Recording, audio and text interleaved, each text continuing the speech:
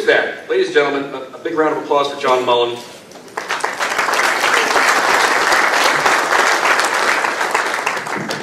Yeah, it does work. Thanks, Tom.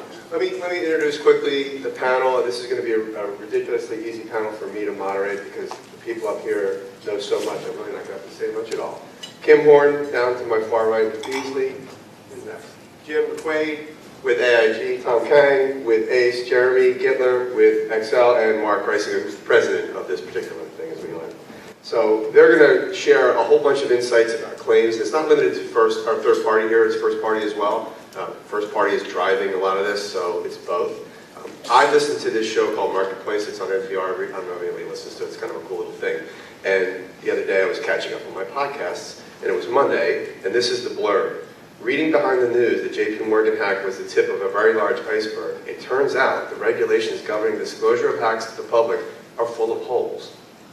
They vary from state to state. In some cases, depending on what information has been compromised, may not require disclosure at all.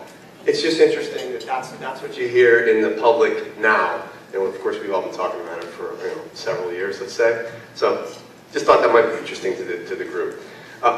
Since this time last year, not much has happened in the world of claims. It's pretty much the same old, same old. So you're going to hear everything this year that we talked about last year. There's nothing really new happening. Nothing at all. It's just the same old thing. And I mean, we should just skip this whole session. So for the sake of filling the time, let's talk a little bit about some of it. Mark, I'm going to go back. Just leave that up there until you have your sides. Jeremy, I have a question for you. And I've also told these guys, not that you need to, that they need to interrupt each other. There'll be no speeches. So, but especially with Jeremy on the panel, I'm not really worried about interruptions. So Jeremy, is there an uptick in breaches or not? Or is it just a bunch of big names? What is your sense of it? I think 100% yes, there's been an uptick, and I think it's interesting if you just kind of take a look back and look at the reason why. There's more information stored on computer systems today than there have been in any time in history.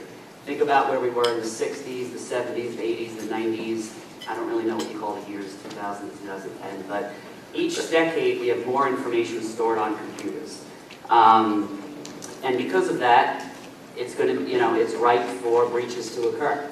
And then you look at what we have on there. You have the PHI and the PII of customers, of employees, of patients, and then you have the real value, which is really tied up of the S&P is in the IP. You have patents and trademarks and proprietary information and customer lists and pricing schedules. And if you think about it, none of this stuff used to be computerized. So if someone wanted to, for example, try to steal the customer lists or the patents or trademarks of another company, they literally had to break into a building and take boxes and boxes of stuff. Now you can sit there and just do it at a computer. So I think because of the fact that you kind of have a perfect storm of so much information computerized and the fact that people are really looking to get this information, there's been an uptick. One last point I just want to make on that is that everything sort of relies on a soft underbelly, which is humans, and humans make mistakes. And so there's no perfect system. There's always going to be someone smarter who can break into the system. And there's various categories of people. I mean, you have the hacktivists who want to just humiliate people. You have organized crime, which is probably the biggest uptick we've seen. There's no more, guns and knives and, leave the gun, take the cannoli. So you can just kind of sit at your computer system and just, from Eastern Europe or Russia or China, wherever it is, and, steal information that way. You have nation states getting involved, Iran, China, Russia. And then you just have the, I just want to see if I can do it crap. That's how Mark Zuckerberg got started at Harvard. Oh, let's see if I can break into the Harvard system. And someone like Mark Zuckerberg used his genius for good. I guess you could argue either way, but if you think Facebook is good, he used his genius for good, but he could have used his genius for bad, and I'm sure there's someone just as smart as Mark Zuckerberg out there. So I think you have this perfect storm of everything that's going on, and it's a long-winded way of saying, yes, we have more breaches today than we did last year. But I think there is some question as to whether there is an actual uptick or in terms of more activity, or there's just more reporting of those incidents. I think there is a lot of pressure for companies these days to report. However you might feel about Brian Krebs and some of the activities in the blogosphere, but I think that most companies, large companies, are more definitely afraid of being outed by the Secret Service or Brian Krebs and they're more inclined and more motivated to self-report these days as well.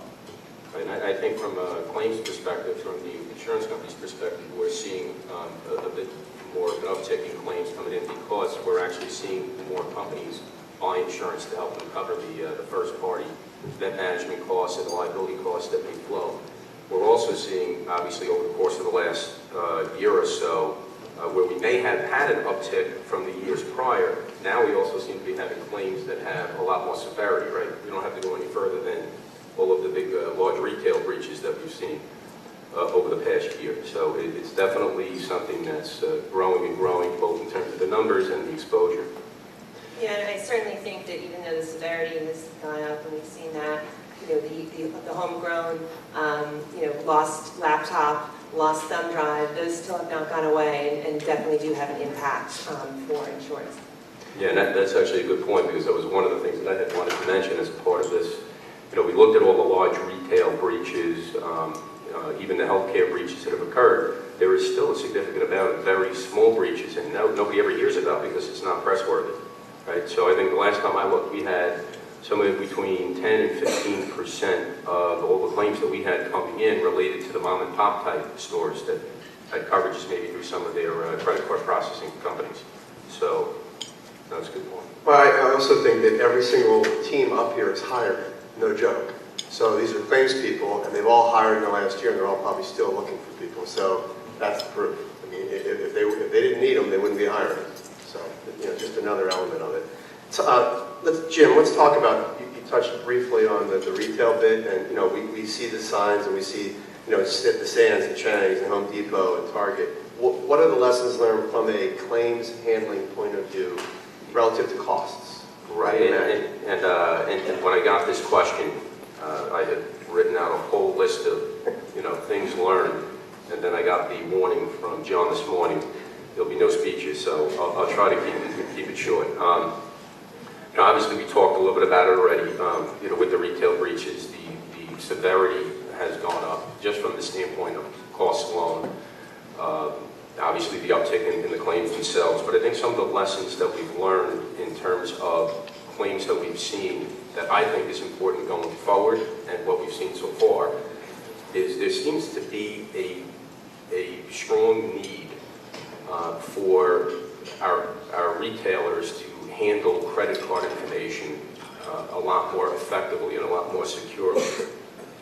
And one of the ways I think that we've seen from a couple of our insureds with some of the claims they've gotten, granted I say claims, they've gotten claims anyway. It's not going to completely protect them from getting a claim, but it's certainly going to help them reduce the cost of the claim, is putting in a system in place that allows you to handle the credit card information in a way that's completely encrypted from the point of sale device to the point where it goes right to the processor. You never have unencrypted data in the retail operation. That's one of the things that we've seen with a couple of insureds, and we think that's going to help them be more effective in terms of helping to control the costs. They're not going to be able to wipe out the costs completely, because you're still going to have the situation where they have to deal with whatever security failure there was or breach, and having to rectify that. You're still going to have the forensic experts come and take a look at it, your breach coaches, to make sure that you don't have any reporting obligations, etc. But that's one of the lessons I think that we might be able to take away from it. It's not going to be perfect, because now maybe the target is on the back more squarely on the credit card processing companies. The criminal hackers will try to go to them. So, but that's one of the lessons that I think we learned from this. We got to do a better job of trying to help secure that information. EMV cards, I know they're coming. Some vendors are already using them, or some retailers. But clearly, I think that kind of puts a new sense of urgency on getting that in place, not necessarily from the standpoint of avoiding a hack or a breach, but certainly from the standpoint of making it more difficult for the criminals creating fraudulent credit cards. Again, not a panacea for everything, but hopefully that will help in terms of you know, knocking down some of the exposures and some of the pain points. Public relations is another point that I kind of jotted out.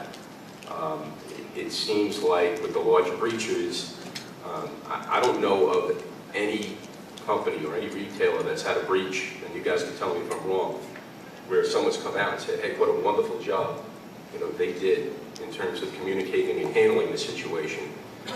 It's very difficult, right? But it's something that we obviously have to try to do a better job collectively with the help of our public relations experts to try to figure out how to handle these, communicating the message out.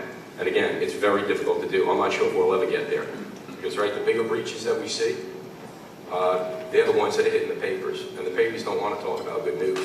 They don't want to say, hey, what a great job so-and-so did, and bring that out. They want to talk about the bad news because that's what sells papers. So those are just a few of the points. And I have a bunch of others, but I don't want to, hopefully that wasn't 8 speeches you can find a job. No, I will share one thought with you. When you have a point of service breach and you're dealing with PCI, it's critical to manage the PFI, forensic investigation, and sequencing that with your own forensics. Because if you get that backwards or get that sideways, you're going to end up with the PFI coming in and doing a report to the cards that you don't edit, you don't audit, you don't have any input on to get hammered by the cards because the investigation wasn't controlled well. So it's just something to think about. Tom, question for you. Decision points throughout the process from the carrier point of view. Where are the key decision points where money's either going to be saved or not as you go through this process? Sure.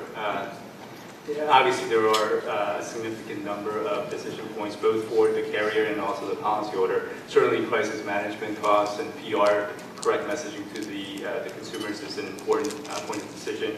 You mentioned forensics and vendor management. That's certainly a large decision point as well that can certainly impact the cost and the exposure going forward. But I'd probably like to just highlight a couple of issues that we kind of take for granted and we don't necessarily focus on so much, maybe as much as we should. One is the actual the timing and the structure of the notification to the affected individual, especially in a non-data owner breach type of situation. What I mean by that is the breach or the incident actually takes place with the non-data owners, right? Whether it's a vendor, a business associate in a healthcare situation, or a data controller, maybe a data processor. I think in those situations, although the communication is from business to business, it's essential that all the parties involved communicate clearly and the correct message is conveyed. In terms of the cost allocation, in terms of the structure of the notice, obviously we all know that there are multiple ways to notify people. It's not just written notice, it's also email if you can comply with federal e-sign statute. Sometimes it's substitute notice. If you meet the threshold requirements for substitute notice, who is going to actually make those decisions? Is it the data owner? Is it the breached entity? Is it the carrier? I think all of those issues really need to be fleshed out and discussed before there is a breach. I think that taking some of these pre-breach actions can really help mitigate some of those exposures. I think the second thing, going back to the retail point, is the offering of credit monitoring. Right? Do you really want to offer credit monitoring in the event of a payment card type of breach? I think that's an important. I know a lot of retailers have offered credit monitoring almost as a matter of course, but I think that should be done more thoughtfully. Certainly credit monitoring can be useful, but there are a couple of issues that people should really understand when offering credit monitoring in credit card breaches. One is the credit monitoring take-up rate is still relatively low. So I think there is some concern from the regulators whether the entire population is being protected.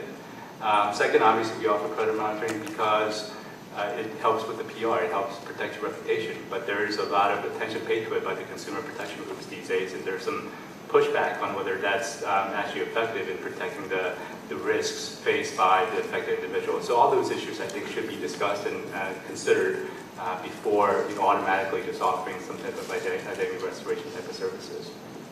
And the credit monitoring can be quite costly too, so it's obviously a factor. I mean, I think with these big retail breaches and the offering of credit monitoring where it really isn't an effective tool when you've lost track to credit card data, you have to sort of wrangle in the expectations of consumers and these watchdog groups who seem to demand it at every turn. And we've even seen situations following breaches where AGs have come out making public statements about having to offer credit monitoring where it's just really not an effective tool and isn't really warranted. Yeah, I agree with that. I don't know if I go so far as to say that it's not effective, but I think the messaging could definitely be better. maybe the messaging should focus or shift from just credit monitoring to some of the other services that are being offered, right? With ID restoration, also ID monitoring, which is a little different than just credit monitoring.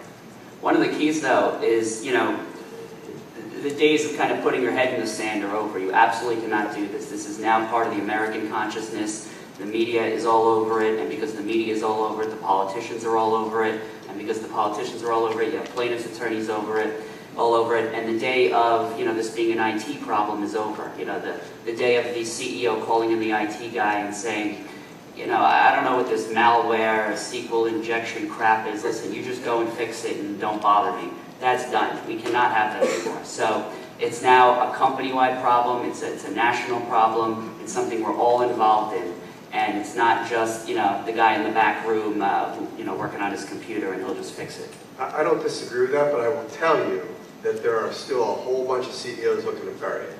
Because I'm involved in cases all the time where I have to spoon feed the client and get them to that point. Now, especially when it's all in-house. When a breach or a privacy event is discovered in-house with no third parties in play, no one else knows, that's a whole different conversation. John, we talked about this, to your point early about is there a spike in claims or an uptick?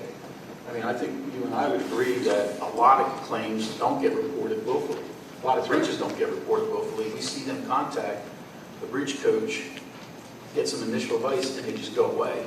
Because I think they're calculating the reputational hit.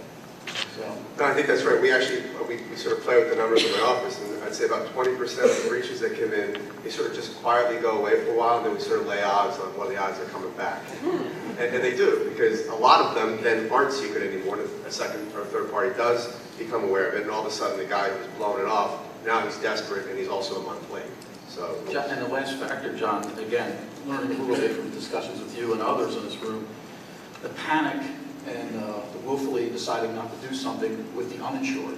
The guy, the calls you get, if they don't have the right insurance in place, the decisions they then make is amazing. So.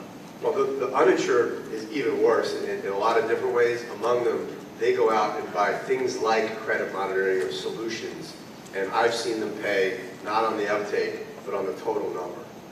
And that's obscene if you really think about what those numbers can look like. So it's not the 6% on the uptake, it's 100% of the number, because they went out retail buying. It's like you walk into a car dealership with your checkbook and say, oh, I don't know, whatever seems fair to you. I mean, you're not going to do that, but that's what they do. So.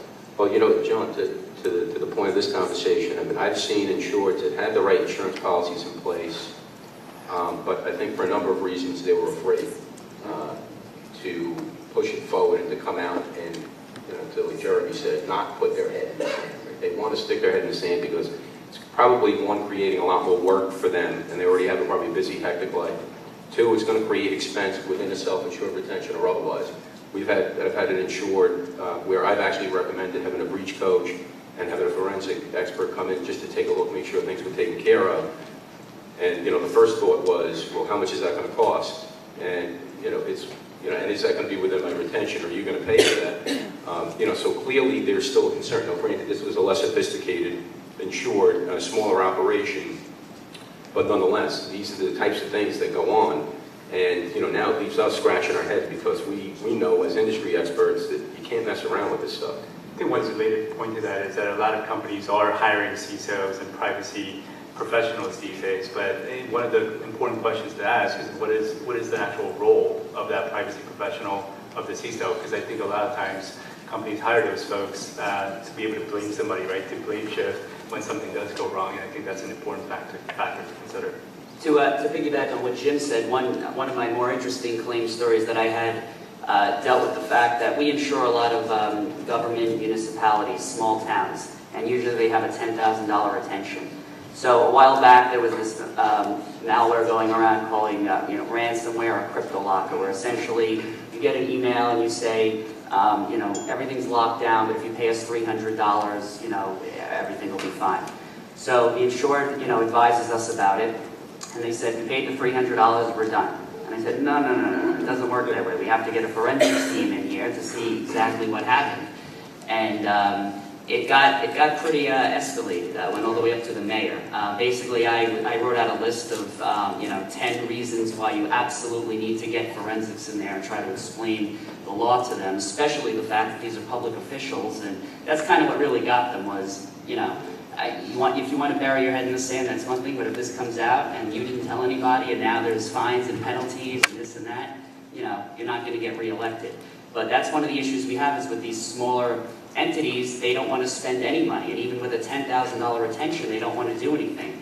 And unfortunately, we don't have anything in the policy which says some version of, if you do not listen to us at the beginning, we're not going to pay anything on the back end. So we have to, as claims people, go ahead and really do our best to try to convince them that it's absolutely imperative that they do the right thing, whether it's forensics or notification. And that's where someone like John comes in. He plays a major role in really explaining to them exactly what they need to do. So you have to actually encourage them to incur costs. Yeah. Which is, a little uncomfortable for a claims guy to do, I guess. Right, now in this one it was interesting because what happened was they essentially refused to do it, then we convinced them, and it turned out it was a mess. Literally half the town's PII was out there. And it wound up costing our company, Excel, $60,000, $70,000. Now, but it was the right thing to do. It's what had to be done. And I got a little, pleasure out of it, I guess, because there was some scathing emails against me. Jeremy doesn't know what he's doing. He's trying to rip us off. This is ridiculous. And then 2 weeks later was, half the town actually has their PII out there. We're going to need to do something about it. Which we're going to get that question in a second, which raises sort of the point that the policies, to the extent that the market will allow it, if they have teeth for the claims people to actually bite into and protect the policy, the carriers, that's important. Because I've seen a lot of these cases where everybody on board, the carrier and us, they know the policyholder is making a bad decision, and yet the policy doesn't give any real teeth to the claims people to protect the carrier. So it's just food for thought. There was a question. I would love to know the panel's opinion as to JP Morgan's most recent approach to their data breach. The question is, what is the opinion on the JP Morgan approach so far from the panel? Now, I'm not involved, so I'll share I haven't studied it, but based on the data elements I've seen listed, which I don't know if they're complete or not, it doesn't even look like they've got a notice to. Now, what comes out in the public, we've all learned, is not necessarily the full story, right? So assuming that's the case, then they're doing, from what I can see, voluntary actions, which to me says someone else knew, and it was going to get out anyway. So to get ahead of it, they're doing the right thing, which is coming out ahead of it. One red flag, though, if I saw one, was they reported this months ago, Yeah. a much smaller number, and then all of a sudden it jumped up to like 1 million to 70 million out of nowhere. So. But yeah, and to me, you never throw numbers out there unless you really have to. You better be right when you put a number out there. But as a general rule, hedge, because you're just never sure about those numbers. And a lot of forensic people who we've worked with, and they're all probably nodding their heads because you're just not sure until you're sure. And it can take months, and there's a fair amount that you'll never know. There's just gray areas you're not going to know. Kim, question. Talk about timing. We talked about decision points, but talk about the element of timing and how it plays into managing these claims and limiting some of the exposure. Sure. Well, there's really two components to timing. Tom touched on it before, really the timing of alerts, alerting your business partners if you're a vendor and you've created a breach and you have obligations under your business associate contracts to inform your business partners. And there's also obviously the timing of notifying the affected individuals, notifying regulators. Most of the state statutes don't have timing requirements. That doesn't mean the regulators don't believe that there are timing requirements. We've certainly seen criticism from regulators that they don't think a 30-day window or more than 30 days was a reasonable amount of time. Certainly when the class action lawsuits come in as a result of a breach, one of the very first things that you see criticized is the timing and how soon people were told of an incident. The other factor when it comes to timing is telling your carrier about your event. As an insurance carrier, we want our insurance to maximize their availability of coverage under the policy. All of our policies, of everyone sitting up here, are designed to really help an insured through a breach event, whether it be helping lining them up with counsel who's an expert in this area and can really walk them through what their obligations are and tell them if they even have an obligation to notify, working with forensic vendors who are experts in this field and will be on site same day or next day to help you through your problem. using notification vendors to, help you get the, letters out the door. And these days, a lot of notifications go out via email, but there are even vendors who help in that regard. And then, lining up the appropriate crisis management teams. A lot of our insureds, whether they're sophisticated or not, are just ill-equipped to deal with these big events when they happen and they panic. And so working with your carrier hand in hand, who's seen hundreds, maybe 1,000 breaches, really is to your benefit, because the more sort of sage advice that you can get from the get-go before you go off and make a lot of decisions. And that's where, when you don't tell your carrier and you just sort of go off and you start hiring lawyers and you hire, in some cases, 5 different law firms to handle your breach, you're getting competing advice, you're running up your costs, and at the end of the day, none of those costs, you might have issues with coverage on those costs because you haven't gotten consent to your carrier, you may not be working with the people that they, consented to, and so the timing really is critical. We always tell our insureds, notify early and often. If you think, you even suspect that you have some type of incident underway, let your carrier know. We're here to help you and walk you through the process. We really want to partner with you so that you can maximize the availability of your coverage and minimize the impact and the third-party liability impact that's going to flow inevitably these days from your data incident if it goes public. Yeah, it's interesting, to Kim's point, this kind of flies in the face of reason, I guess, to a certain extent, but I have a lot of experience with companies that ironically are very sophisticated in the way that they try to handle their information security. They have the CISOs, they have the incident response plans in place, they have all their vendors lined up, and they have the lawyers lined up beforehand, and ironically though, those tend to be the insureds that will be least likely to report it immediately to the insurance company. And then there's issues with respect to cost, expenses, etc. And then on the flip side, we have a lot of insureds that are much less sophisticated in terms of handling the information security. And they'll end up calling us almost as soon as they find out because they're so worried, they're so nervous. And in many ways, that works out well, at least in terms of handling the relationship between the insured and the insurer, because right off the bat we know. To Kim's point, we're able to put them in touch with the experts to help them deal with the problem, the situation, try to rectify it quickly. I had an example of a claim that just came in last week where one of our breach coaches was able to get on the phone with a very small insured of ours who basically called up and said, listen, we have this problem. I don't even want to deal with it. I just want to give it to you and be done. Just please tell me you can do that. And we were able to do that because we were able to connect them with the breach coach and also connect them with a public relations firm because there was also word out for this particular insured that the news was sniffing around about a potential leak of information. So it's just ironic that you have that kind of dichotomy there. You have sophistication on one hand with how to handle the situation, but they kind of sometimes put the insurance issue on the back burner. And then on the flip side, you may have insureds that are less sophisticated with dealing with the incident itself, but they know, let me call my carrier and get them on board right away. So. The biggest pet peeve I have, and this happens all the time, is the know-it-all insured. So they have a breach, and then 3 months later I get a call and they say, hey, Jeremy, we had a breach. We went and hired A, B, C, and D, and here's a bill for $700,000. Thank you very much. And I always, you don't want to equate what we do to auto insurance or homeowners insurance, but if you think about it, if you had a car accident, you know I need to call my auto insurer. You don't take the car to any body shop you want and have every, accoutrement put onto the car and, new rims and this and that, and then 3 months later you send them a bill and you go, all right, guy, go pay this bill. They laugh in your face. But with us, we're supposed to go, oh yeah, you're right, it was a breach, so we'll pay.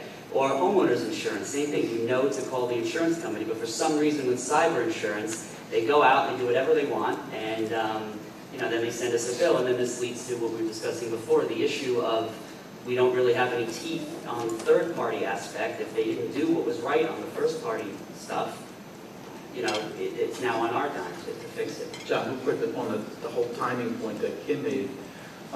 We interview a lot of the PFI investigators, the guy who do credit card breaches, whether it's Trustwave guys or Verizon, and it's clear, like the vast number of a lot of these companies up here aren't able to actually detect the breach of their own network. They're told about the breach like 70% of the time, which is amazing. And therefore, they end up detecting and reporting way late, which you're going to hear from the plaintiff lawyer today. That's one of their pet peeves. Their victims, they get a timely notification. So I was trying to dive in with them. Why is this intrusion detection capability weak across the whole industry? All the big retailers, they have $100 million security budgets, 100 dedicated security guys, and they still fall down in certain key areas. IDS is one of them. And what I learned is they're not, Verizon guys will actually direct the Secret Service to where to look because they don't even know where to look half the time. These guys, most of the retailers, the best practice should be they have to buy intelligence from third parties like Verizon on actual zero-day attacks, because what I've learned is that a lot of it is relying on open source threat information out there, and it's coming in way too late to be able to detect some of the things that are happening in this industry. My sense of the timing is there's a couple of critical points. One, what does the insurer do internally? Do they have their act together internally so the people who need to know do know about the problem internally? When they finally get the data, then they've got to get it to somebody else like the carrier. If not the carrier, get it to the broker, who will then call the carrier and figure it out. But get it to somebody else, right? Then you've got all these deadlines coming up, and one of the tricky parts is, we were discussing this earlier, is all the deadlines that are out there, including some AG deadlines, aren't necessarily the ones that are published. There are AGs who, because they're interested, say, hey, it's 30 days, even though their statute doesn't say that. So you've got to get to know what those deadlines look like and make sure you're complying across the board. So there's a lot of sort of subtleties to it, but if you don't have that chain of timing down, you will get hammered, and you'll hear about it from Chandler and among others. So, okay, so Mark, you have some statistics you want to share with us in terms of that you pool. Tell everybody where you get these. Yeah, so and a little bit of some of this discussion is going to be encore if you attended. I mean, this is part of this, these sessions are an encore. So every year, this is our third or fourth year where we go around and collect to a lot of the partners in this room and the guys on this panel with me a certain number of claims. We collect roughly 140 claims on data breach events that were paid out by the industry. And the whole purpose of that is we don't get paid for this. We just want to produce a report for these kind of conferences to educate risk managers about what's happening, what generally is being paid. A goal down the road is to get more into what's actually, what security features are being commonly defeated, things like that. So, but just real quick, I just have a couple highlight slides I'm going to go over. There is a full report coming out soon, and we make it available to especially the conference attendees. So the average claim this past year, looking at all the pool data that we received, was about $733,000 per event. Now we broke that down into large, medium, and small clients too. The average large company, about a $3 million event per breach. Small company, about $664,000, just so you see the difference. One of the more interesting things that came out this year from the prior year was the per record cost literally tripled to $956 per record from 307. We think, I'm speculating, and these guys can jump in, a lot of the claims are really coming from the healthcare sector, especially because they happen to be very dominated as buyers of the insurance. And healthcare in general, we're seeing fines being levied, which I know we're going to get more into those discussions. Those claims look like they're getting more costly as the months go by. So $956 per record is what that came in at. The crisis service costs, there's a change there, interesting, and actually lowered. $366,000 for the first party crisis service costs on average, and that's for things like to forensically investigate the case, to notify the victims, whether in writing or some other way, to offer credit monitoring, to bring in public relations experts and folks like that. $366, and I was just curious if you guys had any thoughts on why that cost seems to be lower each year incrementally. Are you seeing any efficiencies by some of the experts handling the crisis service events? Yeah, I mean, I think from what we've seen, I think they're trying to be more thoughtful in terms of how they go about, handling their services. And as a result, I think, they're thinking budget-wise and budget-conscious and wherever they can. I think the vendors, particularly that we're working with, are trying to, sorry, I don't want to get that feedback, but the vendors that we work with and that our insurers work with are trying to find a way to make it more cost-effective.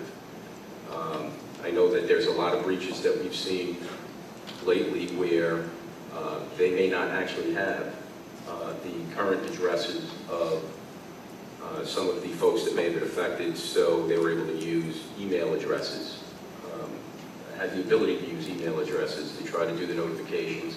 Or you're seeing some of the retailers where they may not have the contact information, they're putting up notification on their websites and doing it that way. Now, that obviously is, by default, saves a lot of money in terms of notification costs, etc. But those are some of the things that I can only surmise may be the reason why you're kind of seeing some of that information or that differentiation there. I think too that, if you hire the right lawyer for your breach, the lawyer is really the foundation of the entire response process. And if you hire someone with the right experience, they're also acting as your crisis manager. I mean, hiring an outside crisis management firm is not essential in every breach. Obviously, on some of these big ones, I don't think, you smart not to. You certainly would want to be hiring an outside crisis management professional. But on a smaller breach, you don't necessarily need to bring in a separate crisis management firm. The legal team can really walk your C-suite through any statements, media statements that need to be made, making sure that what you're saying isn't going to eventually hurt you down the road when the regulators come in or you have a third-party lawsuit. I think the biggest driver is actually competition. There's just many more vendors, forensic companies, law firms, notification costs, credit monitoring costs, firms that are competing for the business. So I think as claims folks go out there and negotiate some of these rates and engage these vendors, there are just many more choices these days. You're not dealing with one or two forensics companies that can actually handle a credit card breach, right? You're dealing with 10, not 20, I think there are 23 maybe that are designated PFI. So there's just a lot more companies that are able to handle some of these breaches, and because of that, I think their rates are lower and they're becoming much more efficient as well. And this also goes to my point of the rogue insured, which is the insurance companies obviously have negotiated rates with vendors that they're comfortable with and where they're going to get the best deal possible. So we have a situation where one of our insureds goes out and does, whatever they want to do, and then they come with a bill. The bill is probably going to be, double than what it would have been had they just simply contacted us at the beginning. So the last point I'll cover on this Let slide me is make one quick point. The statistics you have here are fed to you From the anonymously carriers. from carriers. So that's 25–30% of the market has coverage. So that means 70% having breaches may not be fully reflected right. here. And I guarantee the numbers go sky high if you had that data as well. I just have a question on general cost of the credit services. How are you guys seeing the credit monitoring acceptance rate trend over time? Because it's not obvious to me. More people are aware that it's an issue now, but it's not a new issue. So I feel like kind of everyone may already have been on credit monitoring from a past breach. So how is that looking? Yeah, I think there aren't as many people taking advantage of the credit monitoring as you think there might be, right? Particularly with some of the larger breaches. But, I think that may also be, to your point, that maybe because they've already been the subject of a data breach and or their personal identifiable information getting out, they already have coverage. Quite frankly, I think it's people just getting numb to the process, right? A lot of people, including myself, have received these notifications in the mail, and I've already had the coverage. I've taken it. But also, after a while, you just become numb to the process, I think, and I think a lot of people just don't bother to do it. Right? You remember, if you think of your own hectic lives, right? If someone gets a notification in the mail, they're not always running to the computer or to sign up for the process, and then they forget about it. That's my personal view. I think some of that has to do with just human nature. I agree. I think there's a lot of credit monitoring fatigue out there, but I think it also depends on the nature of the breach. What we've seen, historically, we see uptick rates on credit monitoring less than 5% on your typical breach, but when it's a breach involving employees and the people are all concentrated in one area, we tend to see the uptick rate sometimes as high as 30%. Because you're sitting around the water cooler and did you get this letter? Did you see HR lost our information? And people are talking, they're angry, they're kind of getting each other excited about it, and that tends to cause more attention to what the remedy would be. and we've seen much higher uptick rates. We always advise our insureds about that and what we think they'll see based on the nature of the breach. Certainly there's outliers though. I mean, we had a healthcare related breach that, certainly the folks were far and wide. It was a very large affected population across all 50 states. And we saw an uptick rate of 22%, which was very, very high. We were worried. It was around the same time as the Target breach, and we thought, oh no, is signaling a new trend now that there's all this attention now to data breaches in the press? Are people going to be more cognizant of these remedies and signing up more frequently? And we haven't seen that to be the case. We've tracked it very closely since the Target and all of these more recent retail breaches, but it hasn't proven to be the case, fortunately, because credit monitoring can be, a pretty significant expense. Yeah, and it's not just credit monitoring, right? I mean, we know that it's really IT solutions and protection and repair and insurance and all that stuff. So I totally agree with that. When we're talking to clients under stress, when they have a number in mind, they start doing the math, we always bring them back down and say, look, it's not even going to hit 10%, very unlikely. Employees, I agree, it does uptick, but also the employer makes an extra effort with the employees. They're sending emails and reminders and having workshops, so they're driving that number up, and that's understood. What I am concerned about is that there is, in the aggregate, I think the take-up rate is probably less than 10%, but I think there is some pressure these days to offer more than 1 year of credit monitoring, which can, I think, have an impact on the adoption rate as well. I received many breach letters, which I just ignored to offer credit monitoring, but I received one letter that offered me 5 years of credit monitoring. So I signed up for that one. Right? So hopefully that's not a trend, but I think there is some pressure these days to offer more than 1 year. Also, this is just my own theory, and I realize that credit monitoring and identity theft monitoring is a different animal, but I think, we've all had situations where we look at our credit card statement and there's things we didn't pay for, and the bank will reimburse us. And I think because of that fact that you say, well, the bank reimbursed me, that's that, people are kind of numb to the credit and identity theft monitoring, which shouldn't be because one has nothing to do with the other, but I think that's part of the reason. So there is good news in these numbers for you though, John. Defense costs went up.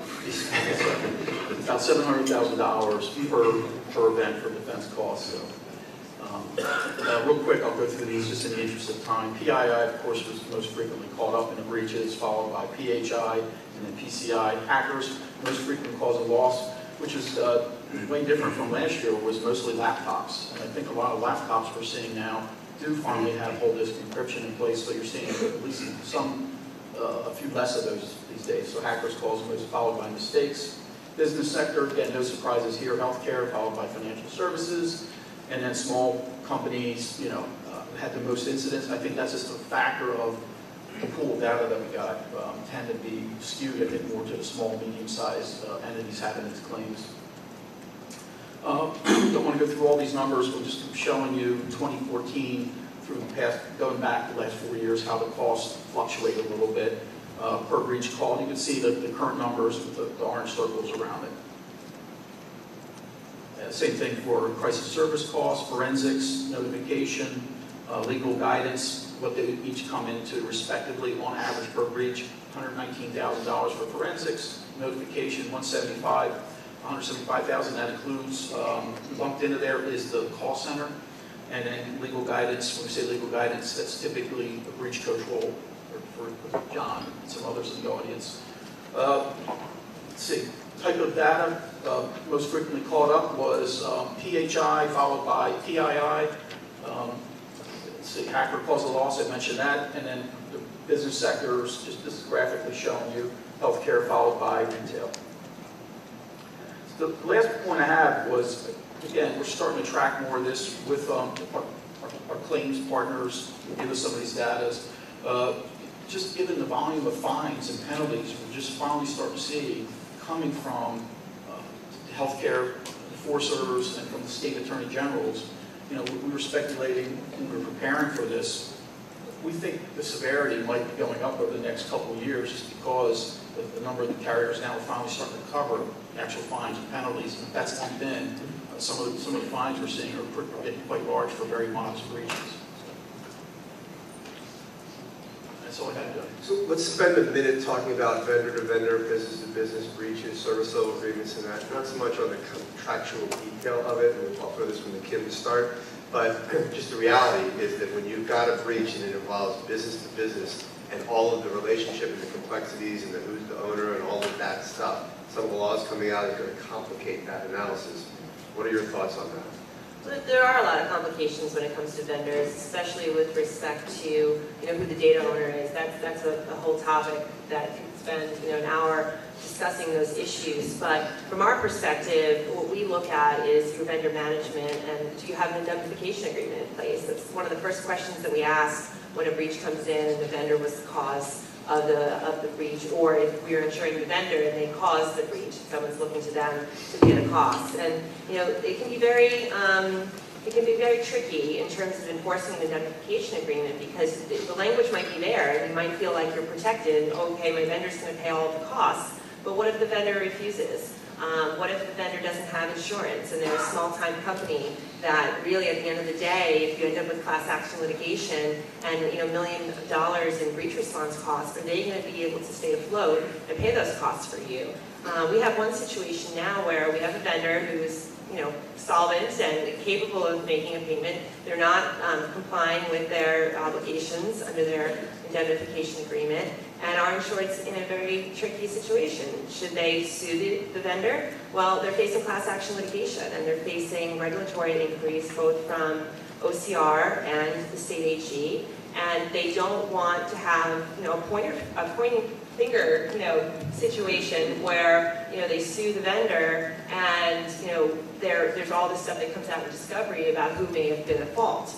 And that certainly won't help them in their litigation and potentially with the regulators. So right now, they just sent demand letters. They've sent demand letters to the vendor's insurance carrier. The vendor actually does have cyber insurance, but that's a key when you're setting up these vendor relationships. It's key to have those agreements in place. Make sure your vendor has cyber insurance because you want to feel like you're protected at the end of the day, and hopefully your vendor's going to comply with their obligations.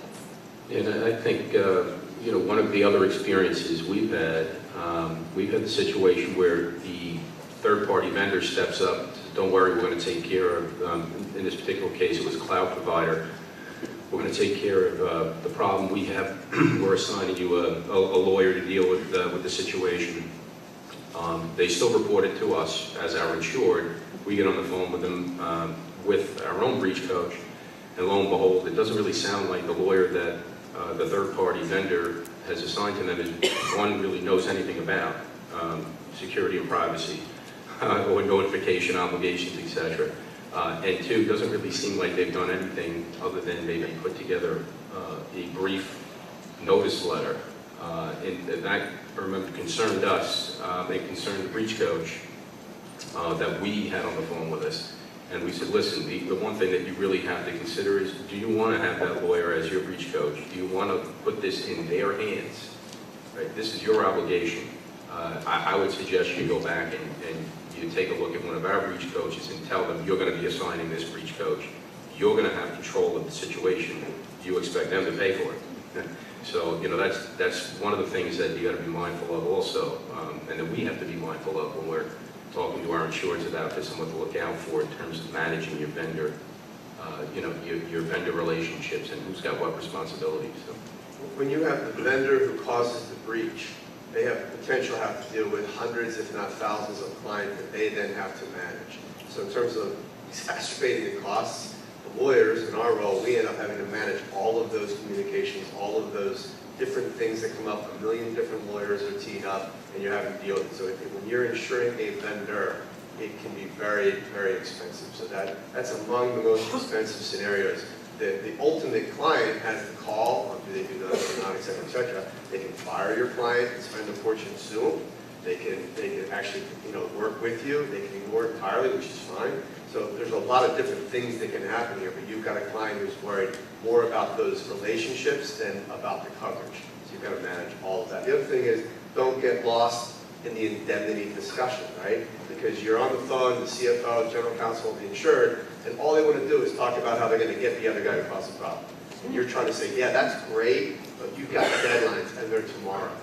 Yeah, So the we'll initial talk about focus- that later, and it's important, but not that important right now. Yeah, the initial focus has to be the response and who's going to control the response, making sure the response is compliant, and then you focus on the indemnification later. Right, right. Tom, let's talk about what kind of new vulnerabilities, attack plans you're seeing out there in terms of the newer cases you see coming in. Sure. I think we all kind of are aware of the new malware, new types of malware that are out there, but we're still seeing a lot of SQL injection, other injection types of attacks. We're still seeing a lot of, which apparently is easy to fix, but there are, I think, a lot of companies that are still vulnerable to it. We still see a lot of application-related vulnerabilities, outside scripting, all those technical vulnerabilities we're still seeing. So I think a lot of the companies out there are still struggling to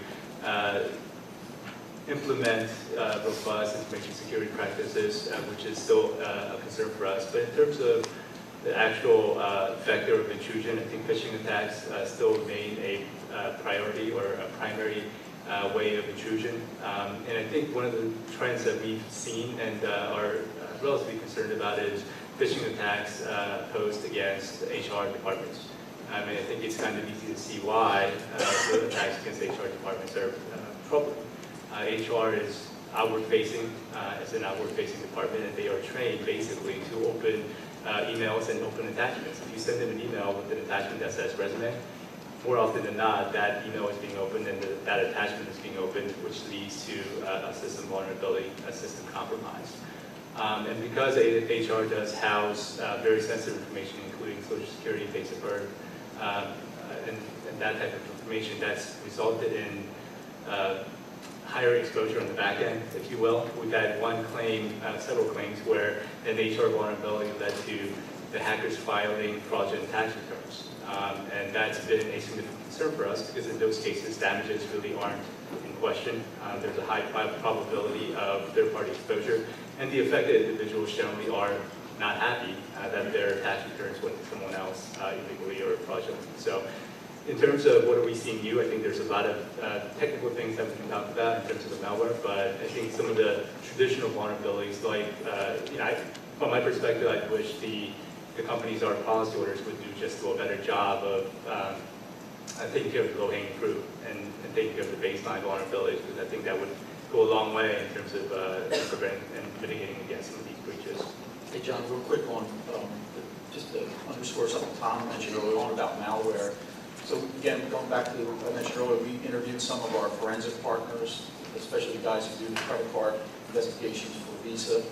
And their opinion is a lot of the stuff that's been hitting the big retailers, it is malware, but they said it's things they've seen years and years ago.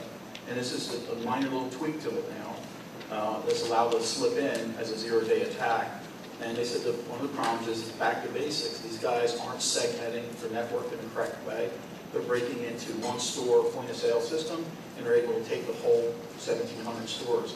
Instead of putting up segmentation where you force the hacker to break in store by store, and it take them years to do that. So there's that's one key thing they pointed out to us. The second thing is they mentioned there's a lot of clients, large and small, trying to outsource their point-of-sale duties to third-party vendors who control the point-of-sale for them. Those vendors are being broken into because they're using sloppy passwords, basics like that. And I know PCI 3.0 is trying to correct that this coming year, where they're going to be forcing multi-factor authentication for vendors, and they're actually forcing you, if you outsource to a third party, they're going to be responsible for that vendor, just like HIPAA does. Just a couple. I want to kick it to the OCR, AG, fines, etc. But before we do, one point Tom brought up, I think we don't talk about a lot, and that's HR. Companies who don't necessarily have a lot of data about clients have their own employees, and they don't realize this. Not only do they have their employees, they've got probably families of employees, so all dependent information is in there. So take the number of your employees times it by 2.5, and then you ask this question of the insured. When's the last time you purged your HR system? Never. So you've got full of X employees. So whatever the number is, times it by 2.5, times it by question mark, which is how much their turnover is and how long ago they purged it. So that's applicant, can get very applicant data. What's that? Plus applicant data going back 20 years. Exactly. And remember, a lot of those ex-employees you fire. So, that's not great either. Just food for thought. Let's talk about OCR, AG fines, etc. Kim, why don't we kick it out? Well, so Mark mentioned earlier in his slides, you've definitely seen an uptick in fines and penalties issued, and the severity seems to be going up despite some breaches that seem to be relatively small. So that's obviously troubling to us and something that we watch really closely. And what we try to really focus on is what's the basis for the fine and what are they really going after these companies for? And what we see, especially on the healthcare side with OCR, is they're really focused on your policies and procedures. And they'll come in, let's say there was a stolen unencrypted laptop, and they take a look, and obviously encryption is the gold standard, right? And everybody wants to encrypt all of their devices. It's a cost factor. And sometimes it's human error. Maybe you've encrypted every PC or every laptop, but the one that actually had all of the data. That's happened. We've seen that happen. It's unfortunate, but it does happen. And so, what we're seeing is them coming in and saying, okay, you've had a stolen laptop. What were your policies and procedures? What kinds of security assessments and audits did you have done? And what were the vulnerabilities that were identified? And they're really dinging companies, not on the event itself, but on the fact that maybe 2 years ago they had an audit done, a security audit, and all of these vulnerabilities were identified. They hadn't actually addressed every single one of them. And that's where they're finding the foundation for these fines. And that's kind of scary because obviously companies want to do their best. They want to have these assessments done so that they can try their best to make their systems stronger. But it's a money issue, right? It's getting the funds and the resources in order to be able to make all those fixes and make your systems and your policies and procedures as secure as possible. So that's definitely one trend we're seeing. Also, in terms of negotiating with the regulators, both OCR and the AGs, we have seen the ability to negotiate with them when they propose a fine to you. And so what we always encourage our insurer to do is don't just accept your fate. Make sure you're hiring counsel, John, or someone in his space to negotiate with them, someone who has regular dealings with the regulators, may have contact in one of the regulators' offices, that's very key, and work with them to try to negotiate what that language of that consent decree is going to say, because you don't want to admit liability that's going to hurt you later on when you're faced with class action litigation. One of the issues, though, you have to deal with is how everything's political, and the fact that we're reading about all these major breaches, almost on a daily basis. We have an angry population, and it's, hey, what are you doing about it, politicians? So because of that, the politicians feel that they need to get tougher on this sort of thing, and with that comes along, higher fines and penalties. If you're in a state that is an AG that isn't looking into this versus a state where the AG is finding people left and right, that guy can run on, well, I'm tough on cybercrime. So it's something we have to deal with in terms of the fines and penalties going up and up. I mean, we can do it, the best job we can do, but you're kind of, going upstream in some sense. I mean, I don't disagree with that, Jeremy, but I will tell you, there's enough companies screwing up response that even when you have an AG who's taking it seriously and may be inclined to fine, if you show them you're serious and you show them you care, they just circle somebody else's name because they have so many to choose from now that the trick with is just be serious, give them what they need, don't fight with them so much, be the cooperative entity, and they will largely pick on someone else because there's no lack of targets. But I think, in terms of those fines, penalties, whatever that are issued out by these regulatory agencies, particularly like the OCR, anything that's going to hit the press is going to hit the papers, right? You're going to have them being aggressive. They're going to be all over it. To Jeremy's point, it's political. They got to show what they're doing. To John's point, yes, if you have your ducks all lined up in a row, they may just move on and say, all right, we'll look at somebody else as long as we see that you've been acting reasonably. To Kim's point, your policies and procedures all seem to be in line. This was just a blip. But we've had, healthcare institutions, one in particular, that had issues and did not have their ducks all in a row, and they got fined over $1 million from the OCR. On top of that, we've been seeing the FTC is a lot more aggressive. I think they've gotten a little bit, emboldened with their success in Wyndham defeating the motion to dismiss. So I think they're kind of pounding their chest a little bit, looking for their space to show them, hey, they want to be a player here. So it's something that obviously, to John's point, and to everybody's point, I guess, really, you don't want to take granted, and you want to take it seriously. On the bright side, I think what we've seen from the larger data breaches that have been hitting the news, it seems like from the AG standpoint, they're all working together in these working groups. So it makes it a lot more manageable in terms of dealing with them, in terms of the information they need, and then hopefully at the end of the day, what a resolution is going to be. Because you're dealing with at least one representative body, and you're not dealing with 50 different AG's offices. So. Yeah, it's certainly the multi-state AG investigations, that's definitely a trend, and we're seeing that it's much more efficient, because rather than getting, as Jim mentioned, multiple different document requests or information requests that could be slightly different, and you have to prepare different responses, you're consolidating your response in a very efficient way. I couldn't agree more. In fact, what I see on those calls is that the AGs who know what they're doing will temper some of the other challenges that are coming out of the AGs who are just getting involved. So I don't have to say, well, that's stupid, because I can't, right? But the other AGs will effectively say that, much more politically correct than that, but they will teach the newer AGs in the mix, you don't really need that, here's what you really need to do. And it really does have sort of a calming effect. We have a couple minutes left. I want everybody's thoughts. Jeremy, we're going to kick this to you first. We know that retail is big. We know that healthcare is important. What else are you seeing in terms of industry sectors, claims coming in, trends, etc.? As we've been discussing throughout this morning, obviously the big ones are the retail. That's what makes the news. But one of the things that we're finding is, and I had alluded to it earlier, are these small governmental entities. There are thousands of, if not more, small towns throughout the U.S. and they're purchasing cyber insurance. And talk about not having their ducks in a row. I mean, these small government, small towns or small counties out there, they certainly don't have the top IT people working for them. They certainly don't have a budget. And they have a treasure trove of information. They have the information of all the citizens in that town and that county. So that's been a huge influx of claims that we've been getting. And as I mentioned before, they're oftentimes the toughest to work with because they're under pressure from budgetary constraints, and they don't want to spend any money. So they're kind of caught between a rock and a hard place where where we're telling them this is what you need to do, this is our expertise, and they're saying, well, we just don't have the budget for that. But that's a sector that I think is certainly growing just because it's so easy to get into.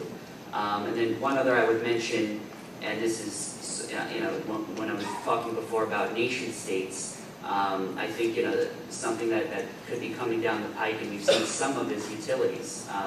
Electrical grids, the water, or, any sort of utility is going to be extremely problematic. And that's where, for example, if, just using, the Russians or the Chinese, if they wanted to, perhaps they could hack into the electrical grid in New York City and shut it down. You don't even have to start a war in the old-fashioned way. They can just do that and say, hey, just to let you know, we can shut down New York City anytime we want. So that's kind of something that is out there, and it's pretty scary. I think just related to the public sector is the education sector. I think we're all aware of the lack of information security practices within the education sector, and yet they hold tremendous amounts of student data, whether it's healthcare information, payment card information, certainly socials and other PII. So I think we do have to really pay attention to that. We have seen a significant number of breaches within the universities and other education sectors. Although FERPA and CAPA, they don't necessarily have the same type of notification requirements, there are affirmative requirements there that you have to pay attention to. And also, I think the states, California just recently passed a statute governing student data as well. So I think there is a lot of attention being paid, more attention being paid by some of these states in terms of student data. So I think that's a growing area and an area that we should really pay attention to. And to further complicate the higher education breaches is you're almost inevitably always dealing with a population that's not just all 50 states, but you have international students or alumni as well whose data has been breached. So you have breached laws from other countries that you're dealing with, and make sure you need to bring in outside legal counsel to advise you about what your obligations are. Yeah, we're seeing obviously a very large chunk of claims coming in on the healthcare front, and we expect to continue to see that. maybe not necessarily at a greater rate, although it could be a greater rate. There's just so much information that they have their hands on. It's rare. We're seeing about 2 claims per business day come through the door that are data breaches or privacy-related incidents. And I would say at least 25% of the time it's going to be healthcare claims that we see. And it runs the gambit from the largest, the breaches, to the smallest. One of the claim files we had come in recently was something that was actually simply a notice from the OCR to a healthcare facility where a patient was left in a waiting room or in a treatment room, and the doctor had left the laptop open on the desk, and apparently it was not password protected, and it was open on the screen for the patient to see. They complained to the OCR, and the OCR sent a notification letter to them. So, I mean, it goes even as small as that, but you can see someone making that error and leaving the laptop open for a few minutes as they left. But that could be, that's just kind of a little example of the types of exposures and the types of information that are out there that could lead to greater issues. Now, if they don't handle that problem and something larger happens, if they don't address the training needs that were laid out in the OCR's letter, then they may have themselves a bigger problem down the road. But, you know, we expect to continue to see small breaches, small claims like that, to larger claims come through the door, healthcare related. And many of those claims we expect to see related to human error. That seems to drive a lot of these claims. If somebody made a mistake clicking on an email, clicking on a link that they shouldn't have, or giving out information to somebody on the telephone because they thought they were being helpful and customer service friendly, and that information was later on used in some type of a fraudulent way to try to get a payment from a law firm. So as we've seen a number of those claims come through the door. I'm getting a high sign over here, so I think we're going to have to. Oh, sorry. And I went on, I did my speech. No, that's fine. One thing I see is professional services. I see lawyers, I see doctors, I see consultants, I see accountants, more and more of those. So, John, real quick, service economy. one final comment. We talked about it earlier. I think we're going to see more non-breach claims in the next coming years. It's privacy-related, big data, the trending of information in a non-transparent way. We're seeing wrongful data collection claims starting to come in with a number of our carrier partners. We're done. Thank you. Thank you.